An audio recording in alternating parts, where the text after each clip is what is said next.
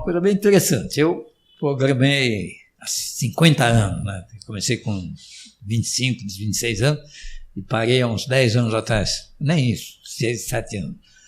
Programei em Assembler, DBase, Clipper, aí a DVPL, né, que é o Clipper da TOTUS, e depois em PHP, inicialmente com uma linguagem da Adobe e depois com JavaScript. E abandonei a programação por causa do JavaScript, porque realmente eu apanhava muito dessa linguagem. E aí, fiquei um tempo sem programar e resolvi entrar no low-code, no-code. Sim. Mas eu vou falar isso e você vai ter que me corrigir. Sim. Não é tão simples, né? Porque se você fala no-code, deve ser uma moleza. Sim. Não é moleza. É muito interessante, é muito bacana, dá para fazer tudo realmente com toda essa tecnologia, mas você precisa estudar. E o Matheus, justamente nos vídeos dele, explica com detalhes e tal. Então, realmente é gratificante eu estar aqui conversando com você. Legal. E o que eu queria também dizer é assim, tem várias linguagens, né, de low-code, no-code no Brasil. Sim. E eu acho que o Brasil está um pouco devagar na evolução, quer dizer, no número de pessoas que estão adotando o no-code e o low-code. Você concorda com isso?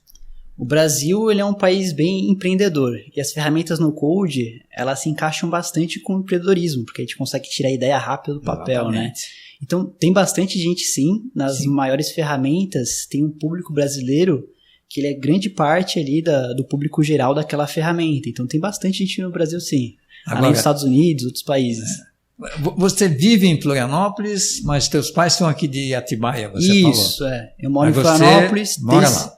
Moro fazem 12 anos lá em Florianópolis, fiz a faculdade lá.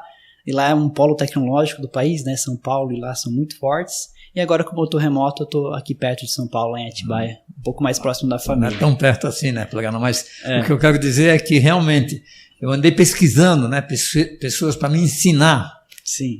O low-code. Eu comecei com Bubble, logo depois eu já fui para o Flutterflow e hoje eu estou com Glide. Mas independente da linguagem, aqui em São Paulo tem pouquíssimas pessoas que estão realmente trabalhando com low-code, no-code. E todos eles estão morando lá em Florianópolis, que é realmente hoje a capital, eu diria, da tecnologia no Brasil. Sim. Né? Floripa acaba sendo a tecnologia. Mas já pegando a parte ali de você estar falando de Glide, das ferramentas, dando uma introdução, né, para o pessoal entender o que é o no-code, quais são as melhores ferramentas. Você perguntou também qual que era difícil, qual que era mais fácil. E essa diferença entre low-code e no-code? Sim. Então, a gente tem projeto de tecnologia, né? Por exemplo, a gente tem um projeto de website, tem um projeto de aplicativo, tem um projeto de automação, a gente tem diversos tipos de projeto.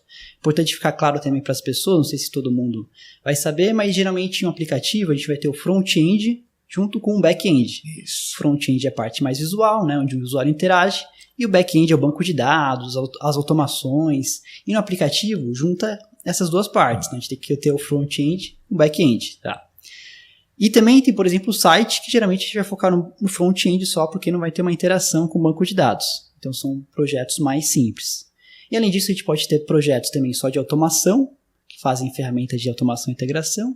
A gente divide também projetos e ferramentas voltadas para o meio empresarial. Então tem algumas ferramentas no-code para o meio empresarial.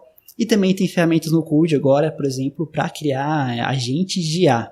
Então depois a gente pode falar mais um pouco, mas para inteligência artificial. Então a gente tem várias categorias de projeto. Aí dentro de categoria, agora sim a gente consegue olhar para cada ferramenta. Então para websites tem algumas ferramentas. Por exemplo, a gente gosta bastante do Framer, tem o WordPress, tem também o Webflow, que é praticamente a maior ferramenta no code do mundo, Webflow, mas são focadas só para o site. Aí também a gente tem as ferramentas de aplicativo. Então aí começa a se dividir. Tem algumas ferramentas que você consegue ter bastante poder de mudar, colocar várias funcionalidades, colocar coisas realmente muito avançadas, só que elas vão ser um pouquinho mais difíceis. E tem ferramentas... Elas realmente substituem as linguagens tradicionais. Elas vão conseguir fazer praticamente qualquer coisa. Só que vão ser mais difíceis e a curva de aprendizado vai ser maior. Então, por exemplo, a gente tem o Bubble e o Flutterflow, que são ferramentas muito robustas. A gente consegue praticamente fazer qualquer projeto. E o Flutterflow, por exemplo, ele é mais focado no front-end. Então, a gente consegue conectar em outros back-ends. E são os bancos de dados. Os bancos de dados, tem algumas outras funcionalidades, né? Por exemplo, tem o Firebase, tem o Supabase, que é um banco de dados relacional. E esses bancos de dados, o pessoal do código também usa. Então, os aplicativos no-code que estão utilizando bancos de dados, por exemplo, o Supabase, eles conseguem escalar. Então, a gente consegue aí fazer aplicativos robustos que vão escalar. Então, estava falando aqui das ferramentas mais complexas, que são as mais poderosas. Por exemplo, o Bubble, Flutterflow. Aí, o que você falou do Glide... Por exemplo, tem uma outra também que a gente gosta bastante, que é o software. Você consegue criar muito rápido. Então, elas são bem fáceis. O Glide é mais tranquilo. Então, em questão de dias, você já consegue criar seu aplicativo. Só que aí elas vão ter um pouco mais de limitações para fazer coisas mais complexas, mexer com uma funcionalidade mais complexa. E isso tudo bem, vai depender do seu projeto. Então, às vezes, você quer um projeto para fazer rápido e testar, em poucos dias. Aí você pega lá o Glide, ou o software, que também é muito bom, você vai lá e testa. Mas agora você pensa, agora eu quero fazer algo mais complexo e mais avançado. Aí você pode ir lá para o Flutterflow, pode ir para o Bubble, e aí você pode seguir esse caminho. Também tem as ferramentas que são mais, por exemplo, de empresas, né? Focadas mais para o meio empresarial. Por exemplo, o OutSystems é uma ferramenta mais famosa. Essa é bem conhecida. E aí também tem as ferramentas de integração e automação, que elas só servem para você integrar, meio que colar um sistema com outro e automatizar. Aí tem o Zapier, tem o N8N e tem o Make também. Tem essas 3 ferramentas. Então, dando um overview geral de todas as ferramentas e a dificuldade. Tem uma que chama